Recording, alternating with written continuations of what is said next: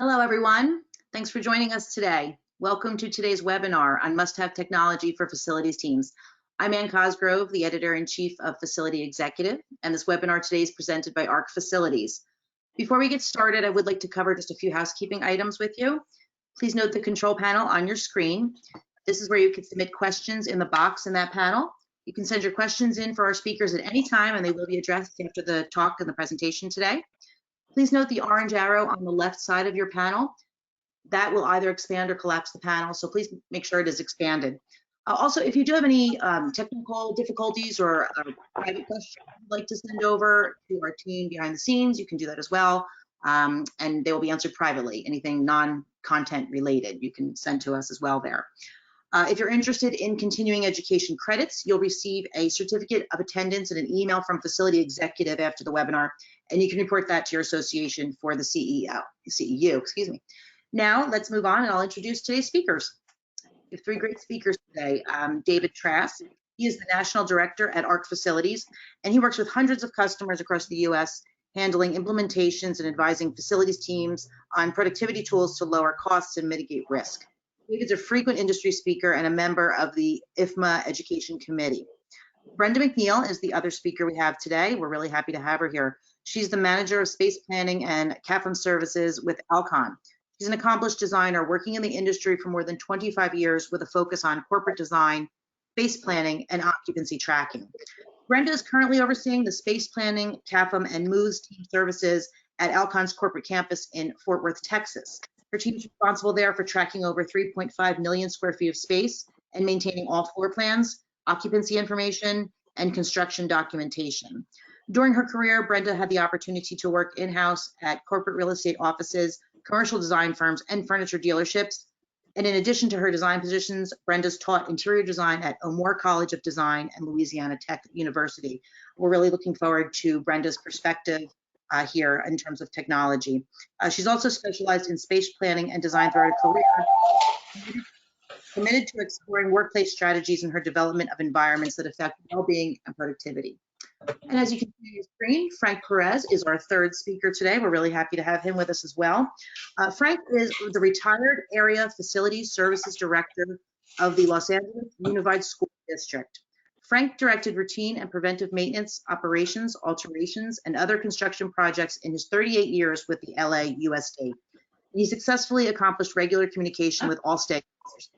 Frank's roles and responsibilities were to manage 300 district employees while overseeing a budget of $29 million in maintenance and operations.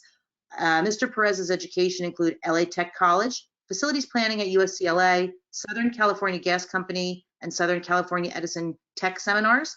He's a credentialed facility management professional and sustainability facility professional with IFMA. And he's worked and collaborated with U.S. Homeland Security, the California Emergency Management Agency. He's also worked in partnership with the CHIPS Collaborative for High Performance Schools in their operations and modernization programs. So as you can see, we have a nice breadth of experience here. Really great speakers today. We're really looking forward to it. And of course, as I said, please send in your questions for the end. So before we get started and I hand it over to David, we will have a poll. We'd really like to hear from everyone in the audience just to kind of set the stage, help you see what's going on with your fellow attendees and also help us with the discussion. So as you should see on your screen, I'll read it out regardless. Currently, what are your facility's biggest concerns? Please select one of the following there. And as you can see, we focused it around current events here. So cleaning, sanitation, ventilation, one choice. Social distancing, the other choice. Hybrid work environment, is that a biggest concern? Improving, updating emergency preparedness plans. And as your fifth choice, all of the above. So again, please take a choice there. Let us know what really stands out for you as the biggest concern at present. And then we will show the results shortly. Thank you.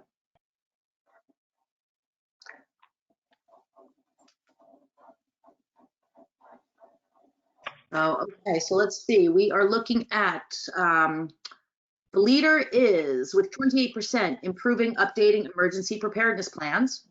Well, I'm sorry, I'll back it up. All of the above is a leader with 31%, and 28% improving, updating emergency prep plans.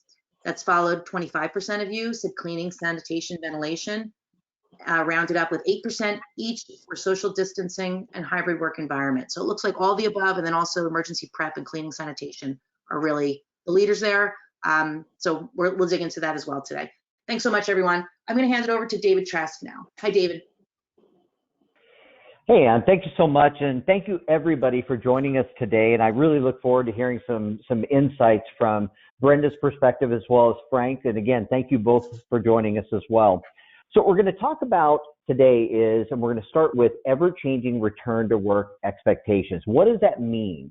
And one of the things that we addressed in that poll was, what are some of the biggest concerns, not only for the leadership stakeholders within your organization, but also the folks who visit your facilities, whether you're a school or a manufacturer or hospital. It's what are the expectations and concerns, and some of those can be, contamination, social distancing, all of those types of things.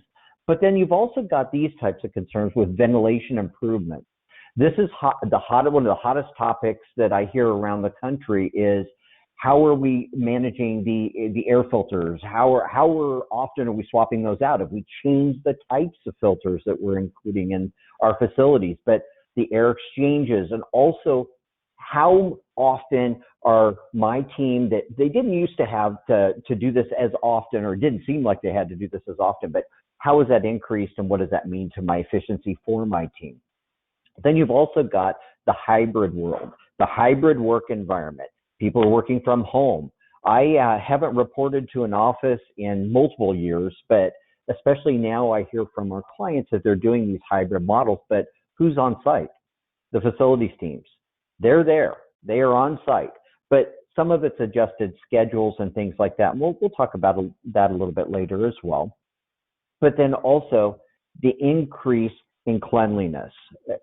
Frank, I'm sure, can jump in and share some additional information on this too, but it's cleaning in between classes, cleaning, increasing cleaning. I've talked to multiple schools around the country that actually are cleaning, at lunch times, at break times. They've also done rotating schedules as far as when students are even on site.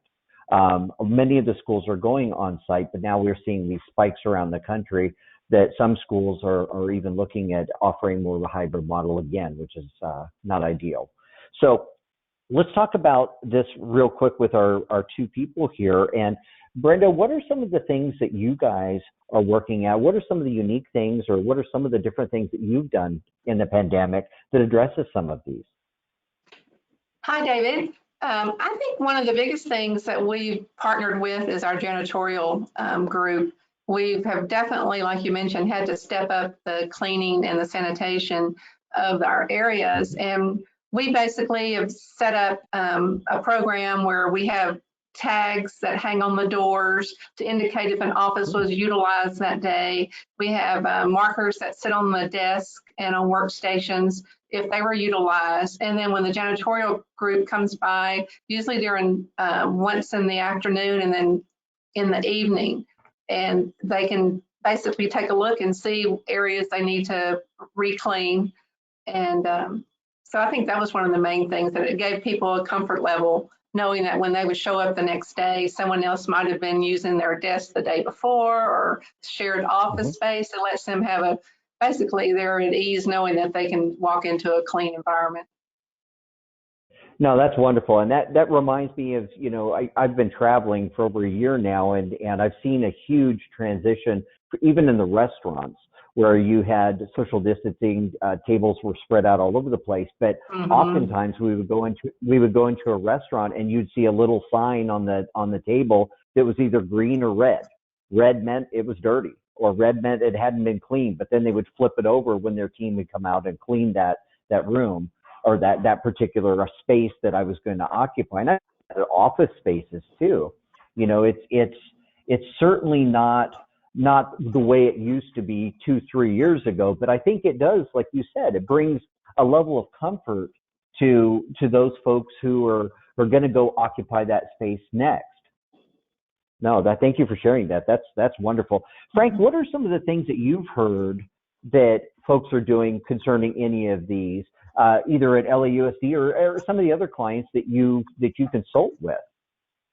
I think one of the things that was, when the COVID first hit, of course, was the cleanliness. And most agencies basically went into clean everything, make certain everything is sanitized, and we coordinated a lot of efforts with both our suppliers as well as other school districts and other agencies to make certain that we were cleaning and making certain everything was, clean to, with what was going on. Ventilation, Sure. we went from, let's say, MERV 10 filters, we went to MERV 13s. Okay. And we opened up a lot more of our outside air requirements to basically flush the buildings on the inside, keeping them running longer as for the air handlers and stuff like that with outside air, as well as evacuating the air out of the building. So, we've done a lot of that. And, it's kind of the norm now as to what we're all experiencing, even in our households. No, I agree. I mean, it's a universal thing. It's focused on cleanliness. It's focused on, proper ventilation or increased ventilation. I think those are huge things to help do whatever we can to minimize the impact within our structures. And I did a conference not too long ago with another gentleman, and he was with a school district up in the Northeast, and he was talking about they've even erected tents outside of some of their sites where they call those mask-free zones, where the students can actually go outside and be outside in the fresh air versus just being inside. But they allow them outside for 10, 15 minutes. And, he's in the Northeast, so it's going to be cold, of course. But just some of that, those little things that they're doing, just really, they seem to increase the morale of the students. And I can imagine that there are other orgs around the country that are doing similar things to just really do outside the box things to get their people more comfortable with this. I'm using air quotes here, our new normal, whatever that looks like. So, well, let's move on here. So let's go on to the next poll question, Ann. Yeah, sure. Thank you. So we'd like to ask you all to answer our second poll question before we move forward. And that's looking at kind of emergency and situations like that. So the question is, do your local first responders have mobile access to your floor plans and shut-off locations? Is that yes, no, or you're not sure? We want to see what type of connectivity that you all out in the audience have with your first responders, and we can talk a little bit about that as well.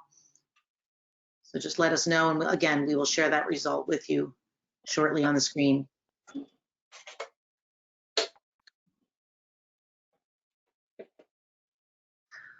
Okay, so let's see. Do your local first responders have mobile access to your floor plans and shut-off locations? Let's see, no is 45%, yes, 33%, and I'm not sure, 23% of you. So thank you for that. That's interesting to know, and I'd like to hear, so I'm looking forward to some of the comments from our speakers on that, as well as any questions toward the end on that topic. So thank you. Okay, I'll hand it back over to you, David. Perfect. So with regards to the responses there, I'd be curious to hear your take. Brenda, does the emergency management team and the facilities team, how do you guys coordinate directly with the first responders in your area to share that kind of information? So if something does go sideways at your site, do they have access to that kind of stuff? Well, the first responders do not. Our campus is a gated campus, and we have security gates and gate houses at the entrances. So whenever there is an emergency, then they are met by one of the security officers, and typically, depending on where the location is, then our facilities team lead, is also at that location and can share critical information. But that is one of the steps that we're working on, is getting the security team here information and access so they can locate areas if they need to, if for some reason facilities was not available. Gotcha. No, that's great. And Frank, how about you with when you were at LAUSD? What was the kind of coordination, or did you have much coordination with the local first responders? Well, yes, we did.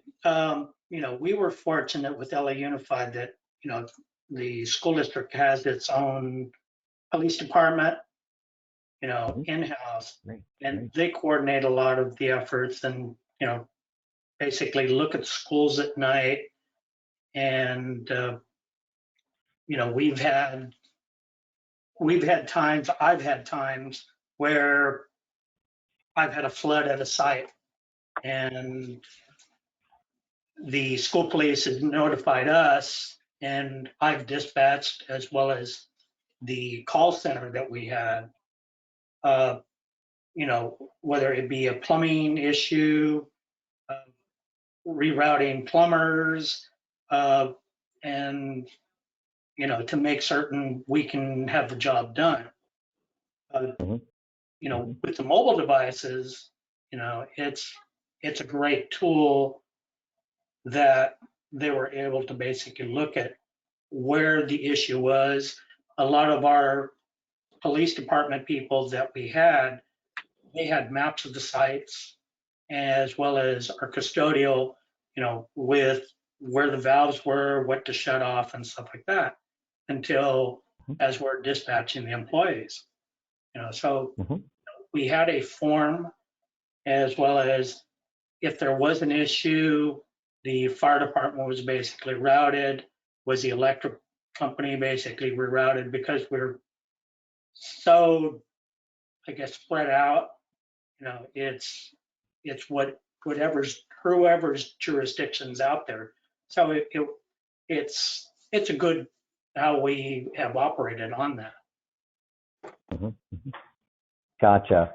No, I appreciate you both sharing. That's good information. And, it kind of leads us into where we're talking about here, an emergency preparedness and why it's so crucial for facilities teams. And, there's a lot of different factors, but a few of them are, having that access to your emergency plans, evacuation routes, all the documents associated with it. And, Frank, you touched on that. It's, and I do these types of sessions around the country at shows and these webinars. And I always ask, who's got a smartphone? And, of course, everybody has a smartphone these days. And I ask the question, how many of you have access to all of your floor plans and all your shutoff locations on your phone? And it's not many, unfortunately. And, at the end of the day, I'm not standing in front of all my buildings. Frank, you have a ton of buildings and over a huge geographic area you did. And then also, Brenda, you've got a huge campus there. You're not standing at the doorway of every building or in that doorway when something's going sideways.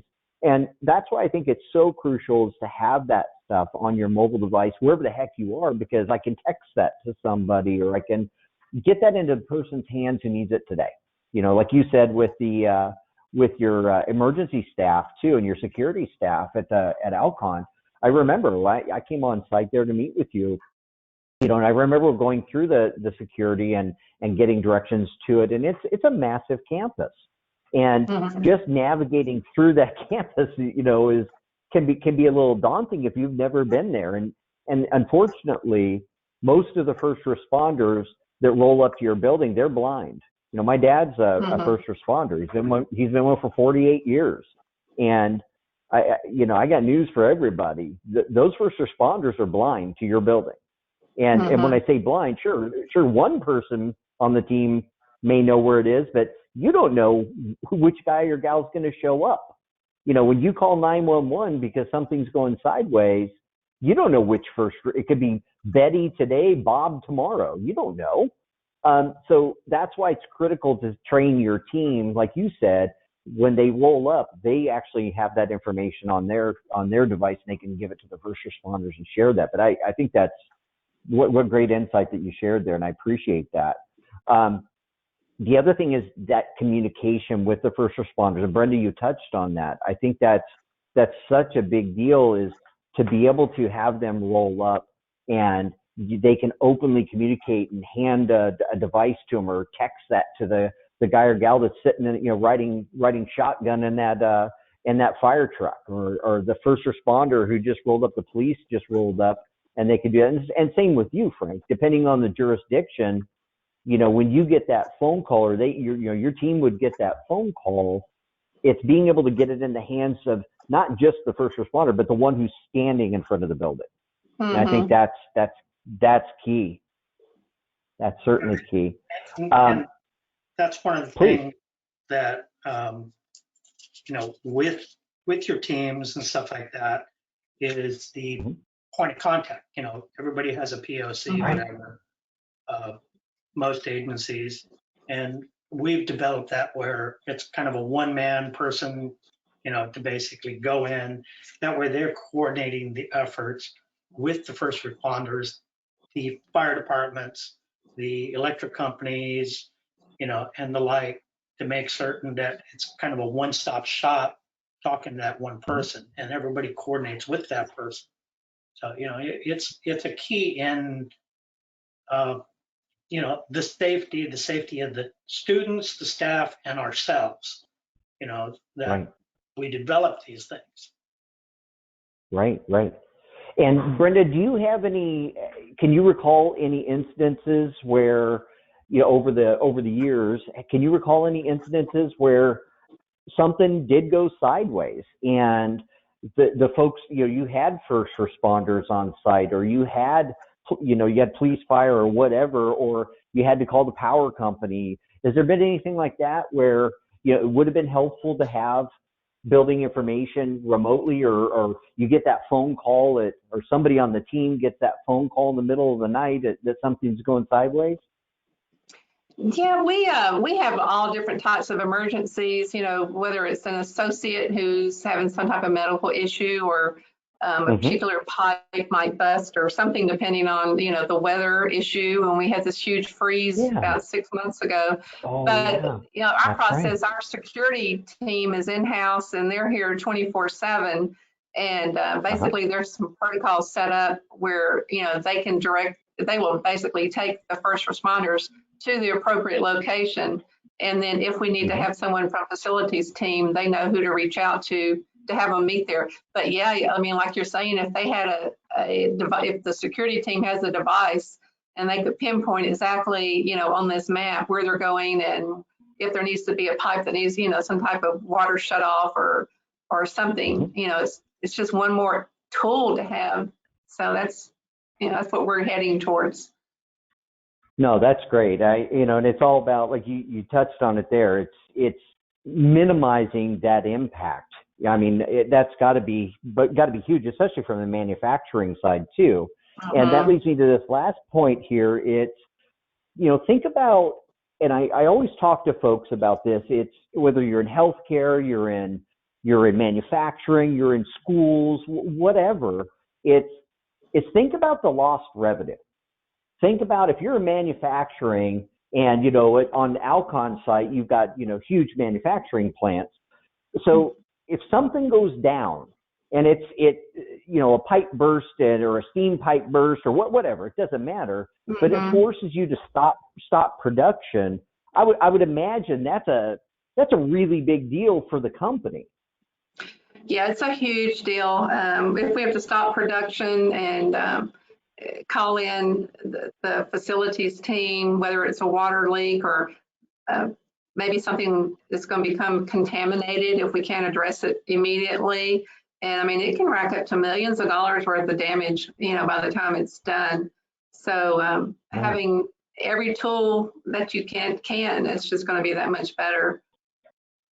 Yeah, I can imagine. And Frank, what are some of the damages or some of the incidences, and what does that mean when, you've got something going sideways in a building and you can't get students in there, or you can't get the staff in there? What kind of an impact does that have on a school?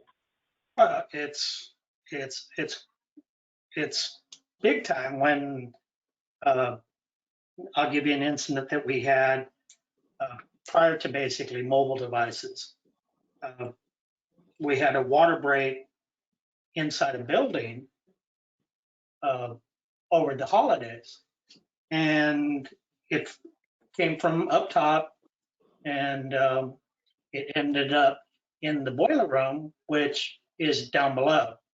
Okay, it flooded the boiler room, as well as, and where the electric coming into the building, of course, was down in the boiler room. So that's where the electric mains and stuff like that, as well as the elevator pit for the building. Okay, so first responders got there. We were fortunate enough that we had a plumber that lived about 2 miles away from the site. So they got a hold of him. He was able to basically shut the water off to the building. But the electricity was still on in the pit, down in the boiler room. Oh no. So, the fire department was the first people to basically get there. And they had it cordoned off for us. But at the same token, it was like a dangerous situation because the water basically filled the elevator pit. The elevator pit oil tank, the water went into the oil tank, and basically we had a hazardous situation on top of that. So here we got the local electric company to basically shut the power off at the pole. Okay. Yeah. And we had to get a hazmat company out there with pumps to basically pump out the boiler room. Okay. Wow. And here we've got school starting in, let's say, 2 weeks. Okay. And it's in an influential neighborhood. So we've got to get the school up and rolling. After we had the hazmat company come out there, pump everything out, and we had to get air dryers out there to try to get everything. Then we found that, okay, the electric mains are basically toast. Okay.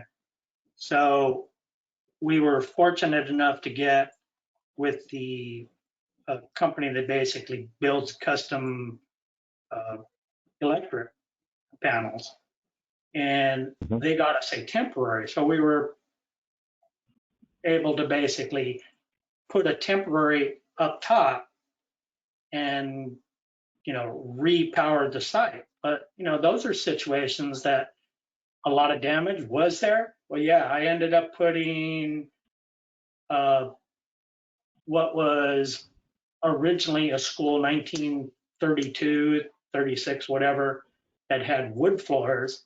It was like a roller coaster ride. Okay, so those. Oh my goodness. We ended up putting 4 bungalow classrooms out at the site to basically take care of those classrooms and offices that were basically out of order at that time. So, it's one of the issues. Yeah. I mean, I've been around for a while, so, 38 years, I've got a few good stories. I've got just as many. Okay, but there's a lot of damage that happens. Yeah.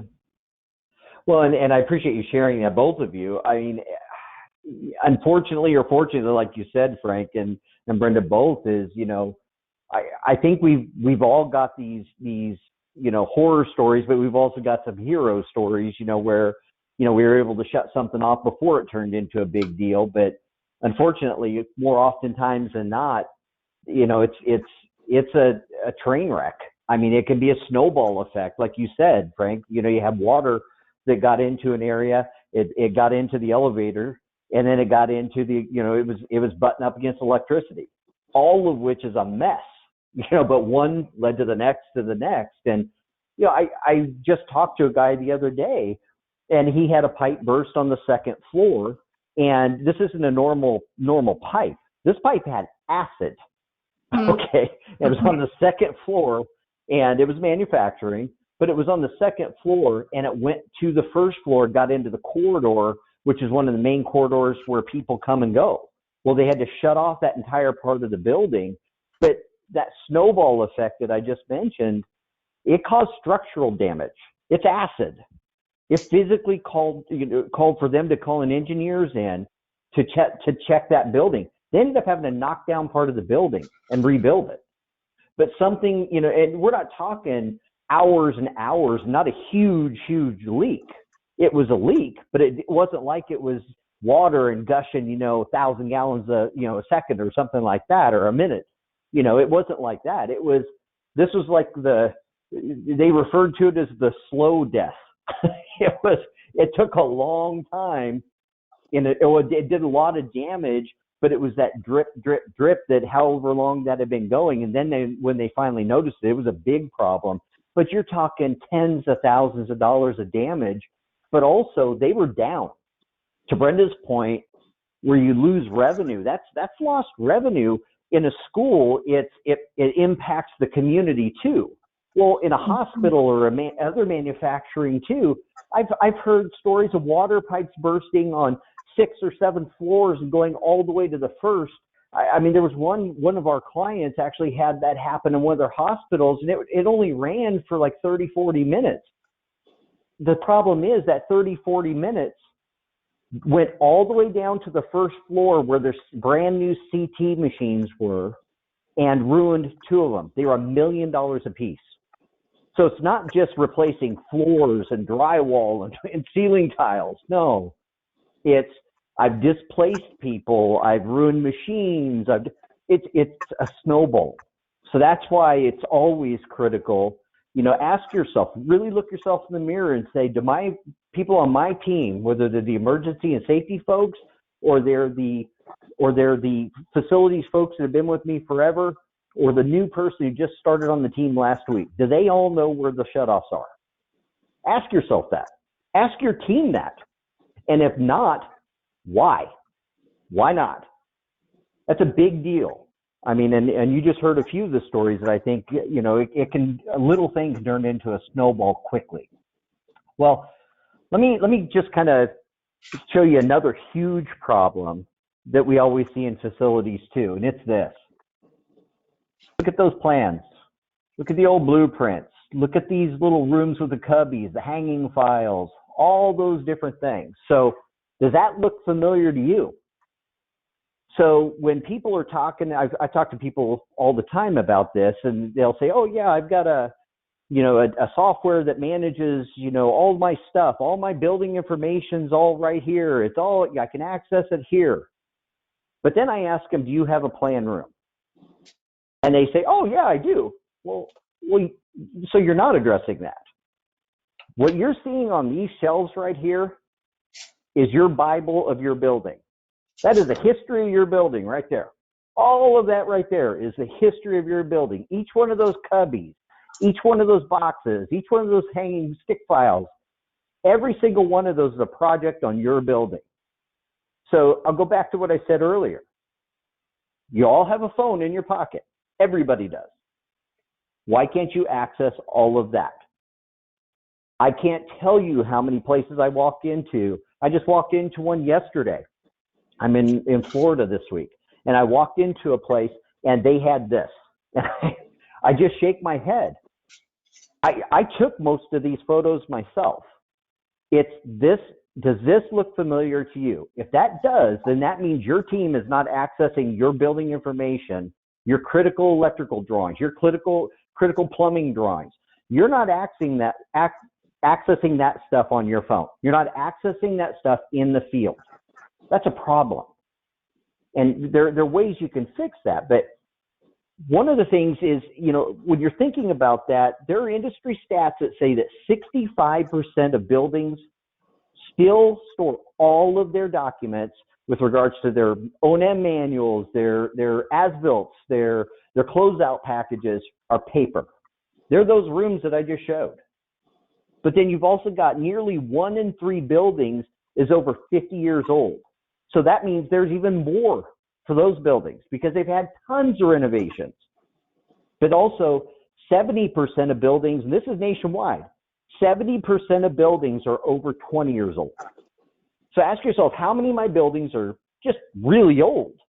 And then where are all those documents? I bet you're going to say right there in those plan rooms. But then the other problem is, and this is a huge problem, is even if I spent the time to get them digital, I have that image up on the right-hand side. Now they're on a share drive. They're on they're in Box or something like that. They're not named right. They're not organized. Doesn't even say what building they go to. Well, that's no different than the paper. Still can't find it. And I'm certainly still not accessing that from my phone in the field. So what we're talking about is accessing that information in the field, but also leveling that playing field so that everybody on the team is looking at the same stuff. So what we're going to talk about now is facilities teams spend about 1 to 3 hours-ish looking for documents. That's not just physically standing there flipping through paper. That's coming in from the field. That's going from building to building, then going back to the plan room, then going over to another building, climbing up on a roof, climbing down off the roof because they can't find the stuff to do their job. They're not always looking for plans. Sometimes they're looking for manuals. Sometimes they're looking for who worked on it last, whatever. But they're not pulling their phone out of their pocket and accessing that. And that's a problem. But then you've also got about a third, again, of these are built before 1970. That's a lot of buildings, like I said. And again, 70% of facilities managers still store that stuff in paper. So, Brenda, let me ask you, what are some of the steps that you guys have done at Alcon to go mobile? David, that's too funny. When I'm looking at these pictures and I'm thinking that is such our room. And I remember when I started working here, one of the guys that I was replacing, he goes, "Oh, but it's okay because look, I've got this great Excel list." And you look at the list, just like the one on the top right, and it's like, well, this is great, but what the heck does it mean? What building is it? What floor is it? What is it? And Right. And you can spend hours looking, through this list trying to find something. I have the facilities team coming to me all the time. They're getting ready to remodel this area, and they need to know something about the pipes or whatever, reflective ceiling plans. Right. And some of our buildings date back to 1958. That's when they were built, before computers or before anything digital even was a thought. And so that's been what the head of the department is pretty much tasked our department with, is to basically take all these plans, 60 years worth of plans, and anything that's relevant, existing, to get it set up, with some type of digital format, and not just listing what it is, but like some type of layering. So like if we built it in 58, but we remodeled in 80, let's see what those layers look like and what we're working with now. So that's what we've started doing is, working with art on that, to get all this stuff digitized. And so we're really excited about that process right now. No, and that's the game is right there. You hit it on the head. Is you got to take that first step, and obviously it's a big deal to take that first step, because what you're doing is now you're moving your company and your org forward. Frank, give me something for, we talked about windshield time, and that was a big problem because, geographically alone, I think you had mentioned that there were a couple schools that were up in the hills that, there's two roads going in and out. Windshield time was a big problem. So how would accessing these documents or accessing that critical building information help your team?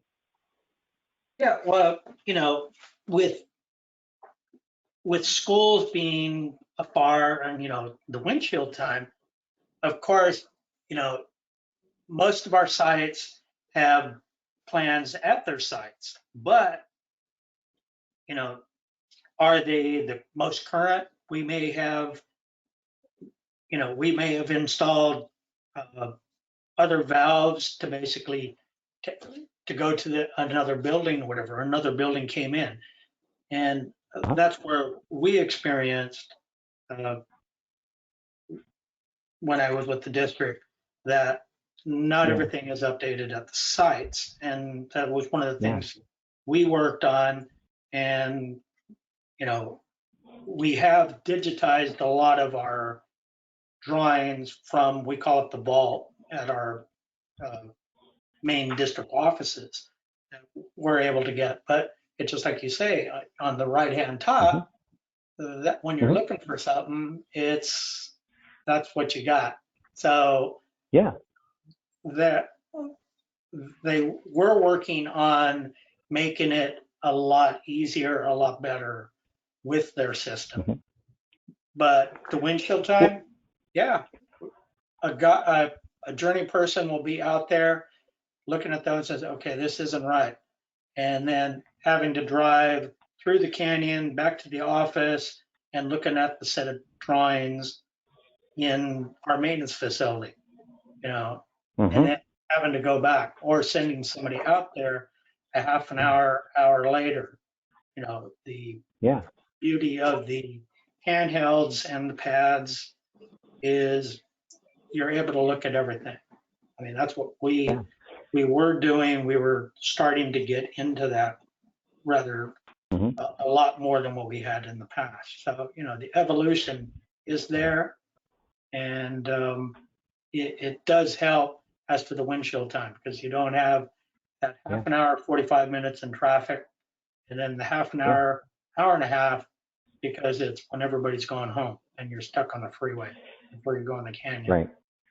So, well, and you know, it's a problem. I mean, at the end of the day, too, you touched on it, and I'm going to jump in a little bit here and move forward a little bit faster. But it's also, my guy just jumped in his car, or my gal just jumped in their car, and they're headed out to that site. Is, you know, these people aren't on every site every day. So where are the shutoffs for that particular site? Where is the stuff for the, you know, where are those drawings that they have on site, and why are those drawings different than the ones that they have in that vault? Everybody should be looking at the same stuff. Not one has one version, another one has another version. No. Everybody should be looking at the same stuff, and all updates should be shared across everywhere. Because otherwise it's outdated 5 minutes after you do it. So you have to be able to do that updating live.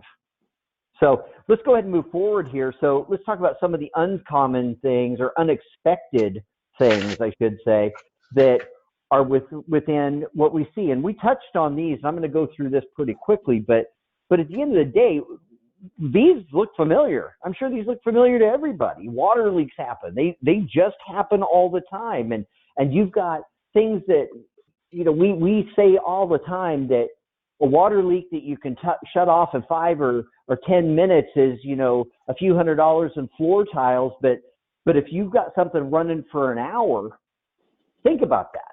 You may have a room that completely fills up with water. That's just what happens. So something that starts small can turn into again, that snowball we were talking, where now it didn't just replace, you're not having to just replace ceiling tiles and floor tiles. Now you're having to replace computers and relocate people that are in your office or in your school or in your manufacturing or hospital or whatever. But again, it's all about being able to react when something like this happens. So let's go ahead and move forward here. This is one of the biggest challenges that I cannot stress enough. And I'm going to spend a little bit of time on here, but we got to pick it up because I want to be mindful of everybody's time. Is the average, ask yourself how many of the team members on your team are set to retire in the next 5 years. Think about that. How many folks are going to walk into your office in the next year, 2 years, and say, hey, I'm giving you a month's notice. I'm giving you 2 weeks notice, whatever. It's this guy. On average, 40% of facilities workers plan to retire in the next 8 years. Well, think about that. It's not the number of people. It's the number of years experience and institutional knowledge. So think about how much those folks know, and they're about to walk out that door. You'll never get that knowledge back when they leave. They're gone. So ask yourself, how many times are they going to answer their phone when they leave? So you really got to look at that. I talked to a gentleman just last week, and he was telling me he has the fear in him. I could hear it. When he started there, and he's been there for about a year, The average tenure for his team is 23 years. Okay, the challenge with that is, out of that team, 10 of them are in the window that they can retire at any time. 10. His lead plumber is leaving in 6 months. His lead electrician is leaving in 3 weeks. 3 weeks. He's gone. Both of those guys, one guy is 37 years, the other guy was 42 years with the org. They know where the bodies are buried. And both of those two gentlemen are about to walk out that door. Ask yourself, what would that mean to you? All of that knowledge is walking out that door. So you got to be proactive. Oh, let me go back one here. You have to be proactive when it comes to this. And it's sharing that institutional knowledge. It's being proactive. It's making sure that you capture as much of that stuff and being proactive and not rely on your team having to call the one guy or gal on your team that knows where everything is, calling Bob or calling, Jennifer or whatever the person's name is that's been there forever. Get that information, share that information, and document it before they leave. Otherwise, you're in trouble. You're in real trouble. So, Frank, I know you just retired. We got to be pretty brief on this, but you just retired from the district not too long ago. And what was the impact? And you started out in the trades and moved up. What was some of the impact that you felt, and how many times did your phone ring after you left? It rang quite a bit. One of those things, what I think most retirees, especially, let's say, upper management or whatever, basically, they either create a journal or they have somebody that's going to be there afterwards that you can give them all that information, let them be and the person will be a sponge to basically all the information that you give them. I basically, to my underlings, my project managers that I had underneath me, told that it basically created a zip drive for each one of them, what I had on my computer. Okay. Because that was information that maybe they didn't have, they didn't know. As well as my senior management people, I also gave them, this is what's going on in our area or whatever. That way they knew, at least Frank took care of, all the issues that we had. But I did get those phone calls, and after a while, I've still got them. Yeah. Oh, of course. And Brenda, you and I were talking offline too about some of the folks on your team are in the same boat. They've been there for a while. Tell us a little bit about that. Oh yeah, exactly. We have a gentleman that's been here. He started when he was 20, and he's getting ready to retire in about a year, 65. He's been here over 40 years. And he has so much information in his head. You ask him anything, he can tell you anything about a pipe, shut off, anything construction-wise, the way it's happened. He's over the entire facilities, guys out in the shop. And he's getting ready to retire in about a year and a half. And the gentleman that's going to replace him, I was talking to Jeremy yesterday. I mean, his eyes get as big as saucers thinking, I've got a year and a half to figure out what's in his head, And so that's why that's one of the main reasons why, like I said, our boss had tasked us with is trying to document as much information, get it in some type of software program so that the guys, in the field, they can, they don't have to call us or they don't have to remember something, that they were told 10 years ago.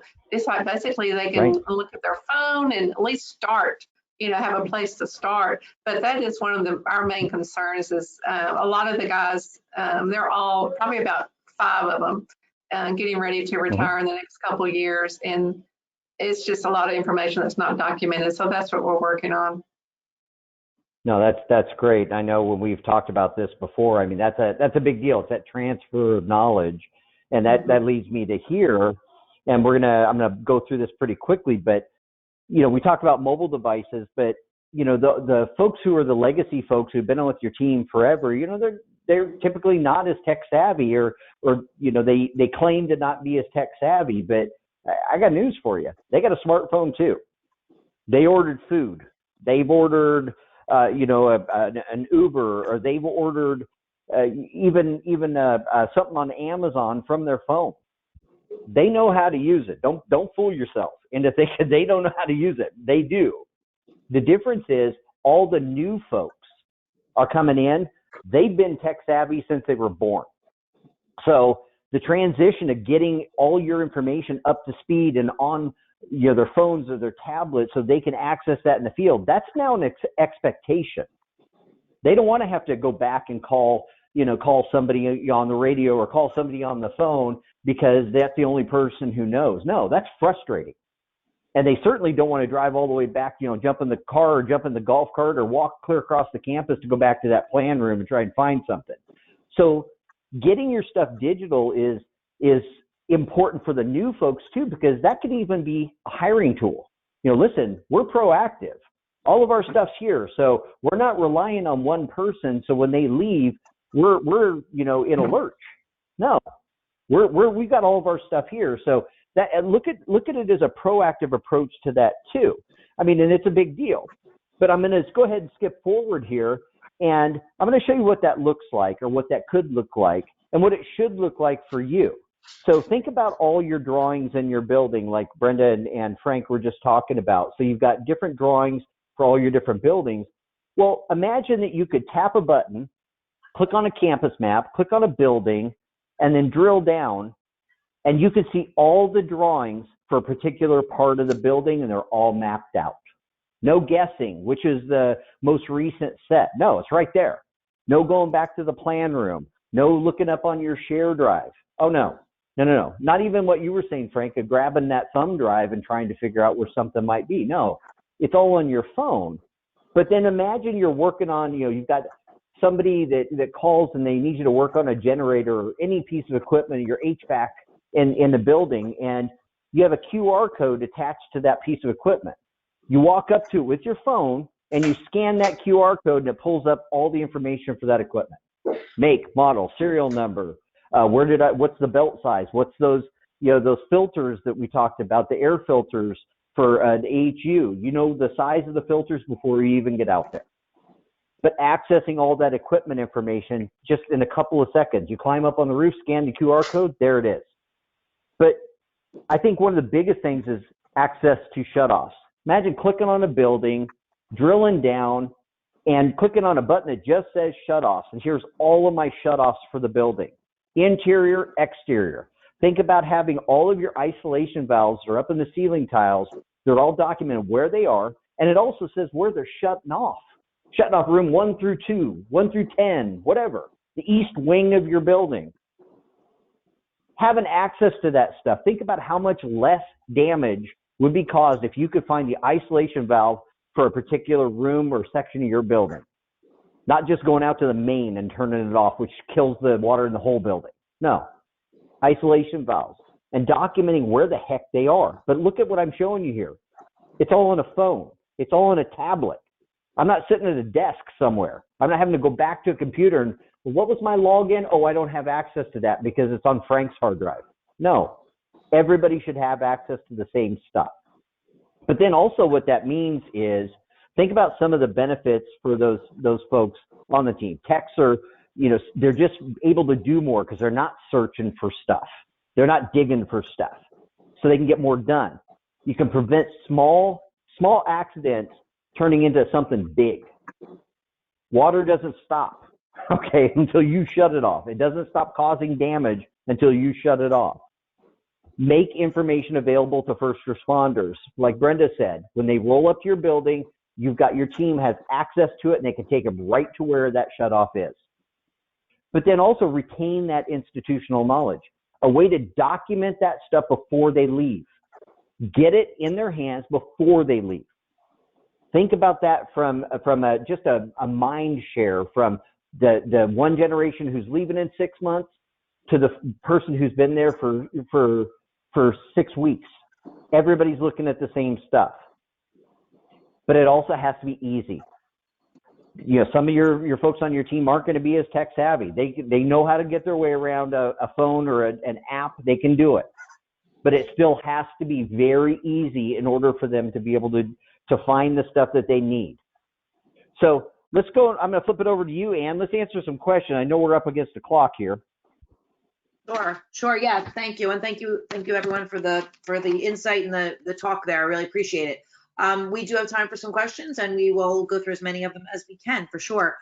So let's see. I'm going to kind of piggyback on the technology that you were just showing there, since that, we were talking about that throughout, but I want to just kind of jump back a few slides back where you were talking about the capabilities of technology of the ARC facility app, because one of the questions was, why should my organization add more technology, to our FM universe when we've already been, overwhelmed, quote unquote, here with technology. So I suppose the answer is, looking to find out why this mobile technology, how to supplement it, how it will maybe replace the existing files, assuming it's not the paper plans.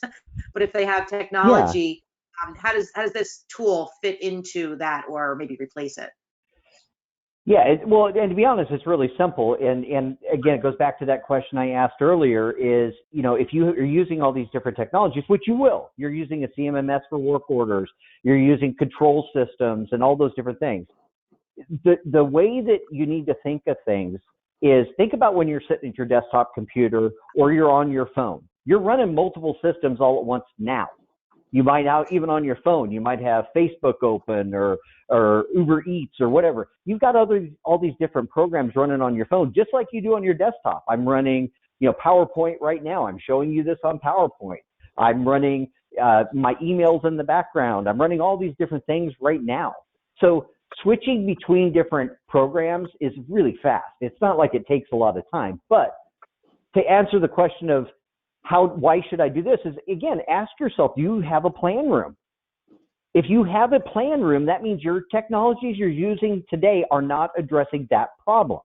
So like Brenda said, you don't have a way to access that stuff in the field, but you also don't have a way to show where those drawings touched floor to floor. That's that overlay thing that I showed you, where it color codes and says, these are the 4 or 5, whatever drawing sets that touched the second floor, the first floor, the third floor.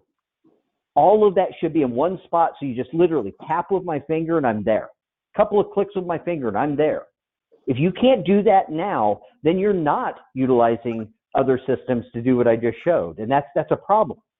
And not to mention accessing locations of equipment or shut-off locations.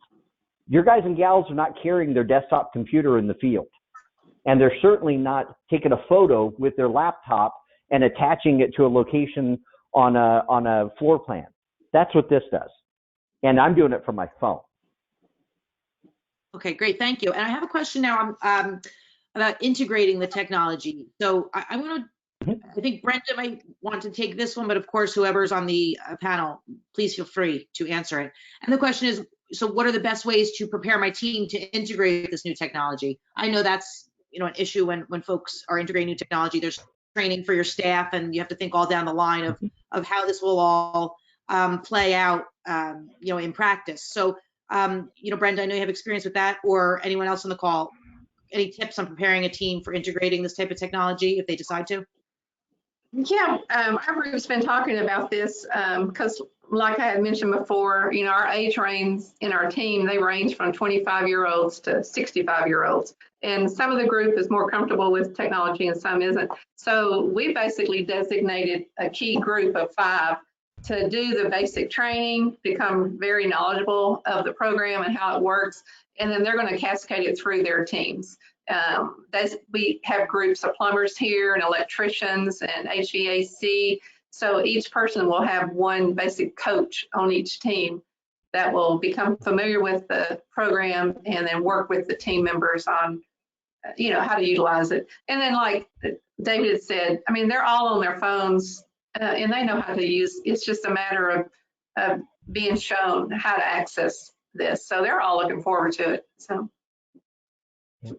Okay, thank well, and you. I think the other thing too, Well, one other thing too, I'll just piggyback on what Brenda was just talking about, because when we did the site walk at Alcon, we physically put it into those guys and gals' hands. They were physically walking side by side with us, mapping out where all these locations were. And I think that's key. It's not just a virtual thing where you show them, hey, this is what you can do. No, we got it in, and Brenda was insistent on this. Well, let's get it in their hands. Have them do it side by side. And then they realized, wow, that's how easy it is. And they were thinking of use cases immediately. I can also use it for this, or I could use it for that. And the answer was always yes, do it. Okay, great, thank you. So I think we have time for just a few more questions. I do want to get to these since they are kind of all in the same vein. So thank you, everyone. The next question I did want to ask is, when is the best time, is there ever a good time, I guess, to integrate new technology like this? You know, in your experience, any of you on the call, you know, maybe Frank, since you've been, you know, through your career now and you're looking back, or whoever, you know, else wants to answer this, but what's the best time to integrate this type of technology? You know, what are your thoughts on that? Well, you know, there's never good, there's all, it's all the, you know, times are important. Right. In the educational environment, you know, we basically fed the information to the smaller groups. And we, you know, we brought different groups in, different maintenance areas, whatever, and then we basically work on, okay, so this maintenance area is up and rolling, and these are the questions, and we work those questions in and the bugs into the next maintenance area.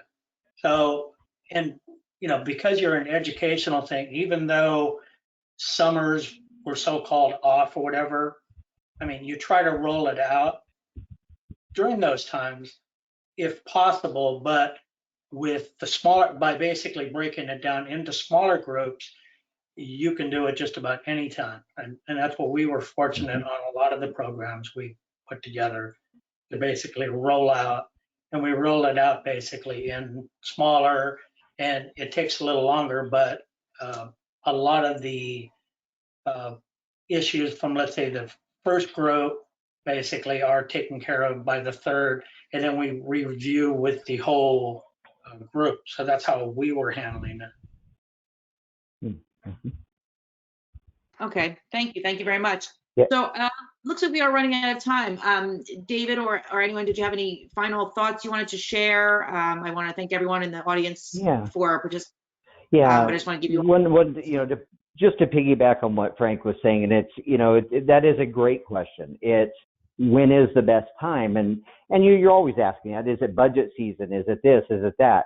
But, you know, one of the biggest things that I've seen is, and what we've touched on quite a bit here is, you know, those retiring folks. Those retiring folks aren't on your budget schedule. They're gonna retire when they decide to give their notice and retire. So sometimes it's just as difficult of a decision to figure out, do I do it later? Do I do it now? But I think what really comes to the forefront is your pardon me, come to Jesus moment is when that person sitting across from you at that desk and says, listen, I'm giving you 3 weeks notice. So how long are you going to wait to put something in that guy or gal's hand to capture that institutional knowledge before they leave? If the answer is, I can't, or I have no way of doing that, you need to call me because you got to get it in their hands before they leave, because once it's gone, it's gone. Frank, you know, just retired. He's only going to answer his phone so many times. Okay. Well, thank you. We'll leave it with that. And I see here you have your contact information for ARC as well as Brenda and Frank. So everyone in the audience, please feel free. We also will be distributing, recording will be available on facilityexecutive.com as well as at arcfacilities.com. So please take a look at this information here. So I want to thank you again, David, Brenda, and Frank, and ARC Facilities for participating in the webinar. Thanks, everyone. Great, thank you. Thank you. Thank you. Have a great afternoon, everyone.